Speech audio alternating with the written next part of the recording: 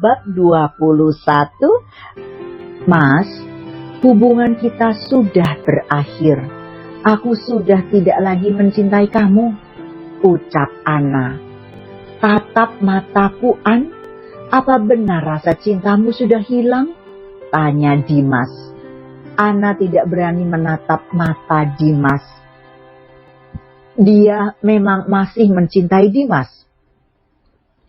Tidak mudah bagi Ana untuk melupakan segalanya. Meski saat itu hatinya juga terisi oleh Rehan.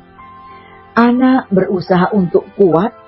Dia menatap mata Dimas. Aku ingin kita berpisah.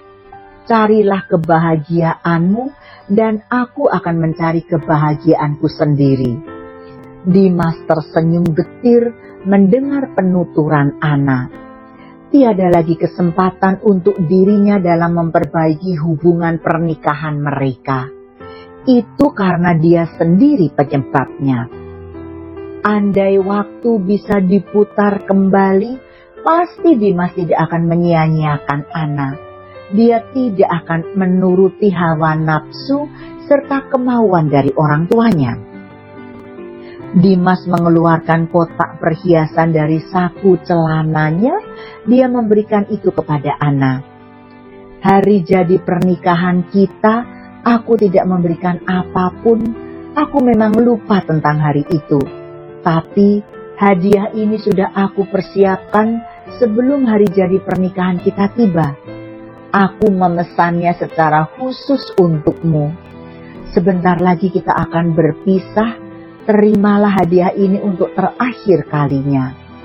Dimas mengulurkan kotak perhiasan itu pada Ana. Dia berharap Ana mau menerimanya untuk yang terakhir kali. Ana mengambil kotak perhiasan itu dari tangan Dimas. Terima kasih, ucap Ana. Dimas menarik tubuh Ana ke dalam pelukannya. Dia juga mengecup kening Ana. Dimas membenamkan bibirnya cukup lama di sana. Ini terakhir kalinya Dimas bisa menyentuh Ana. Dimas meneteskan air matanya. Dia sungguh menyesal akan semuanya. Secepatnya Dimas mengusap air matanya yang jatuh ke pipi. Dimas melepas pelukannya pada Ana. Dia segera pergi menuju ruang persidangan. Ibu dan ayah Ana menyaksikan itu semua. Mereka juga turut bersedih. Ibu dan ayah Ana juga sudah menasehati putrinya itu. Mereka menyerahkan semuanya kepada Ana. Mau bercerai atau tidak, itu adalah pilihan putrinya sendiri. Ayah, aku merasa kasihan pada mereka, lirih Ria. Bu, kita sudah menyerahkan semuanya pada Ana. Melihat mereka, ayah memang sedih. Tapi kita lihat perlakuan Dimas selama setahun pada Ana. Dimas sendiri tidak menyadari perbuatannya. Putri kita bahkan sudah mengingatkannya berkali-kali, tutur Hendra. Di tempat lain, Rehan dan Diki juga melihat itu semua. Rehanlah yang mempercepat perceraian antara Ana dan Dimas. Dia melihat betapa menyedihkannya Dimas setelah beberapa hari ditinggal Ana. Dik, apa aku salah karena telah mengambil kesempatan ini? Tanya Rehan. Rehan dan Diki memang berkunjung ke sana secara diam-diam.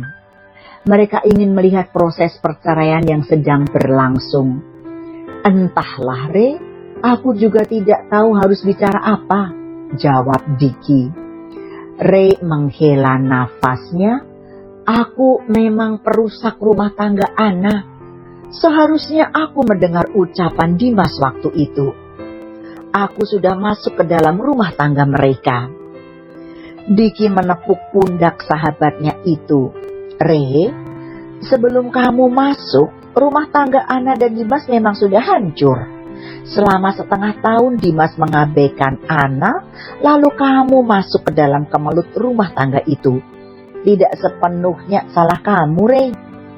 Aku kasihan dengan Dimas. Apa aku ke sana saja ya, membatalkan perceraian mereka? Ucap Ray. Vicky menggeleng. Apa kamu memaksa Anna untuk bercerai? Tidak kan? Untuk apa kamu ke sana? Ini memang sudah keputusan Anna. Kita harus menghormati itu. Kamu benar, jawab Ray. Hakim mulai melakukan sidang, keduanya sama-sama sudah sepakat untuk bercerai. Dimas juga tidak ingin mencegah lagi, semua tuduhan memang memberatkan dirinya. Berselingkuh, menikah tanpa izin, lalu bersikap tidak adil. Dimas juga melakukan kekerasan dalam rumah tangganya. Anna tidak meminta harta apapun, meski Dimas sanggup memberikannya.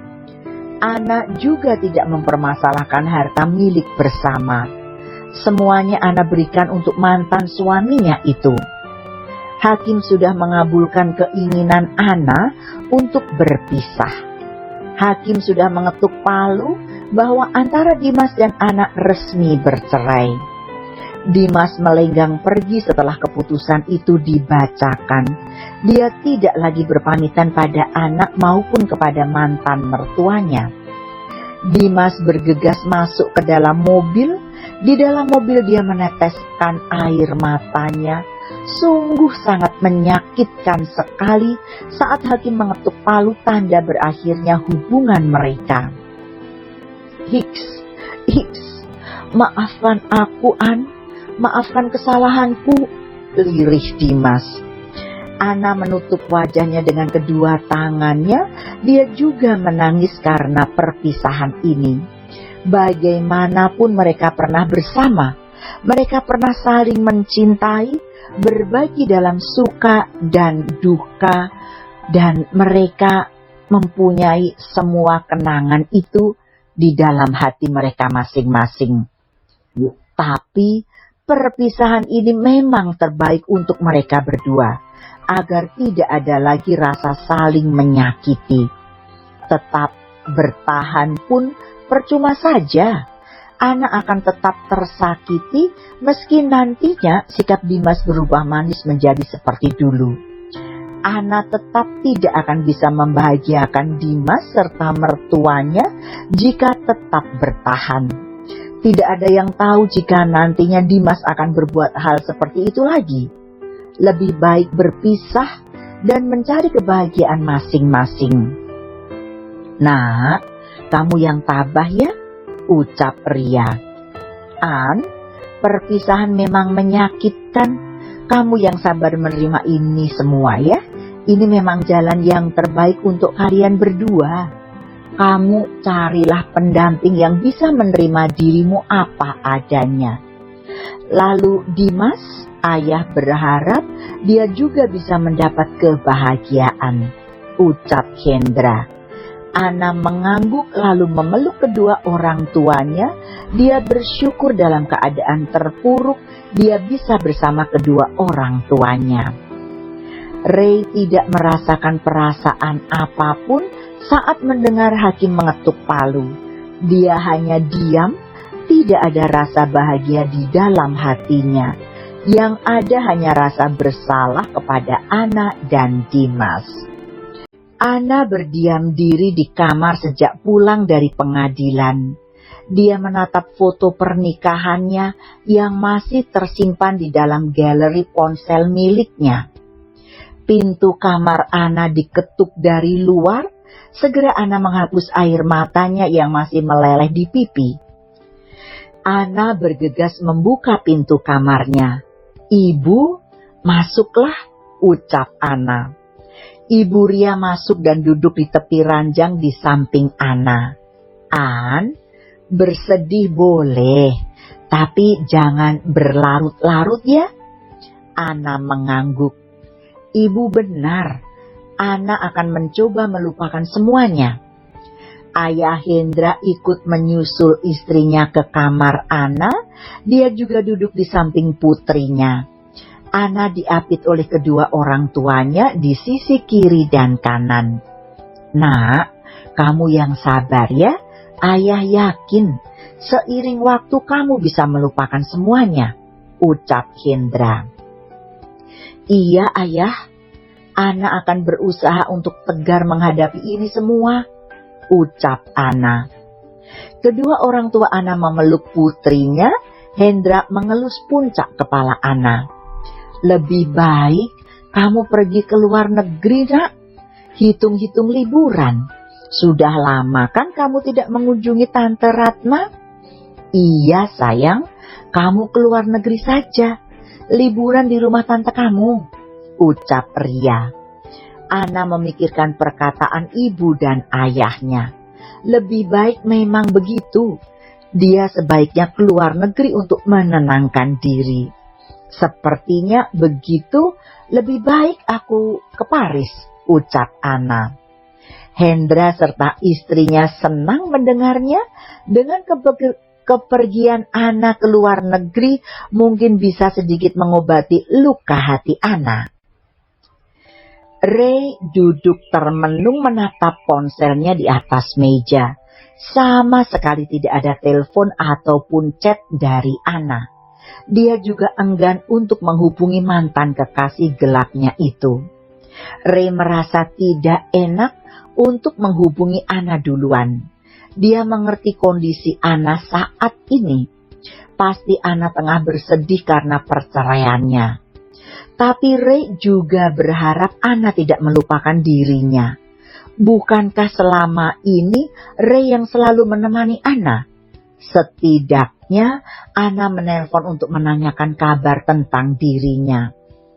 Mama Dila merasa kasihan melihat anaknya yang duduk termenung.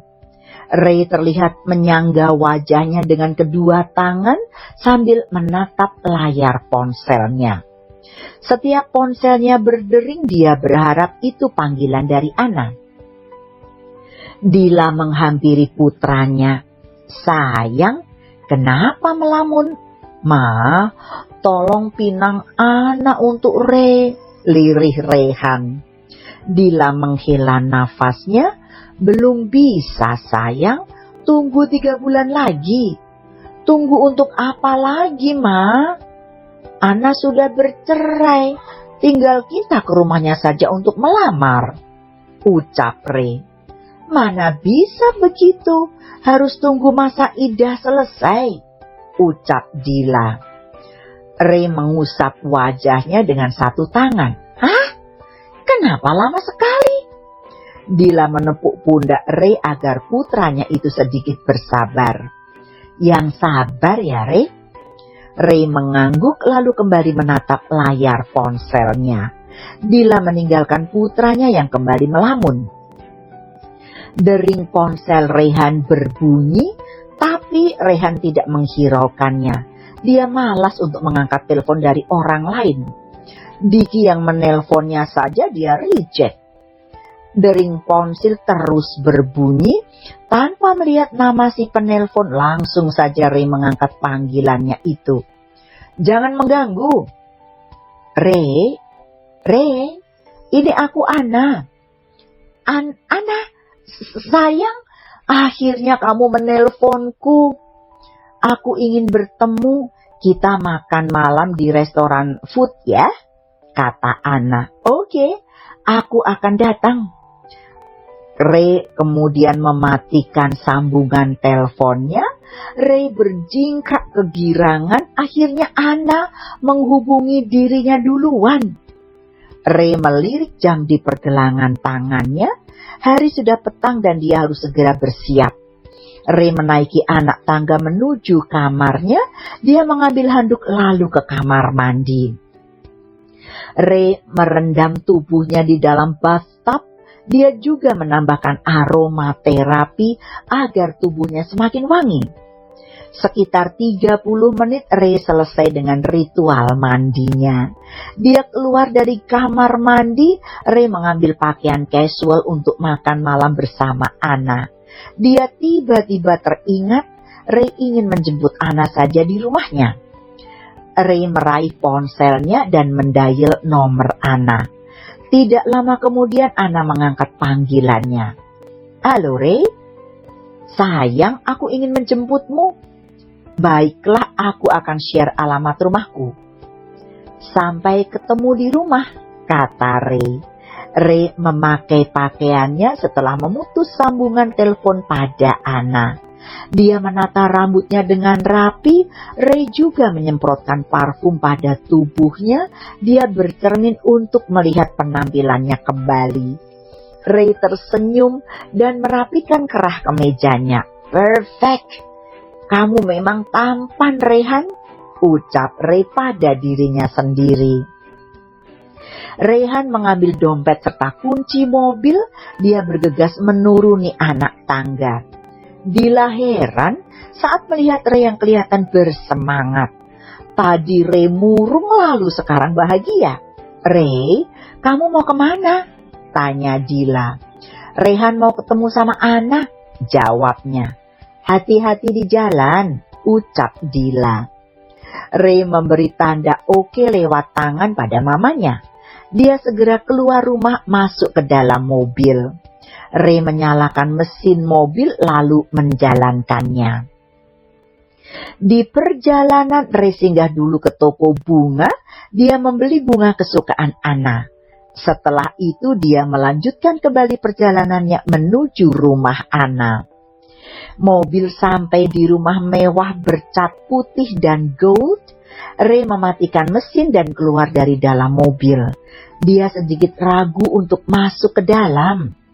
Pasalnya, nanti pasti ada Hendra, ayah dari Anna.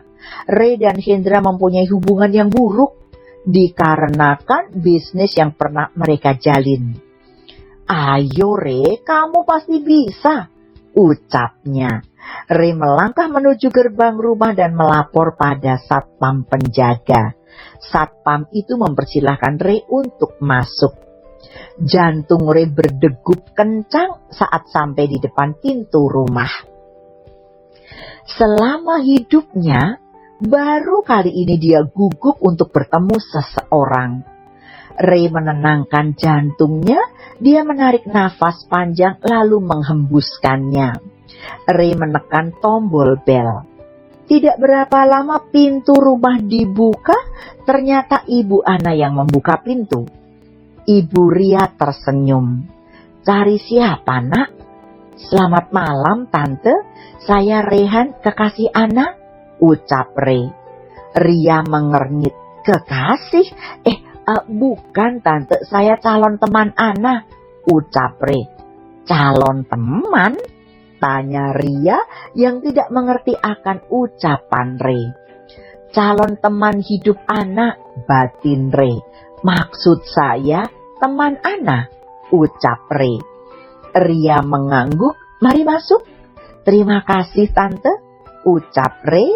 Ray masuk ke dalam rumah Anna. Dia duduk di sofa setelah dipersilahkan untuk duduk. Ibu Ria meninggalkan Ray sebentar. Dia memanggil Anna agar turun ke bawah.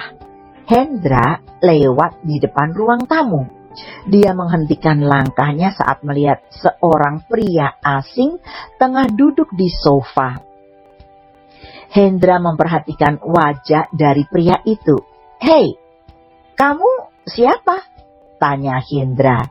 Ray terlonjak kaget mendengar suara bariton dari seorang pria.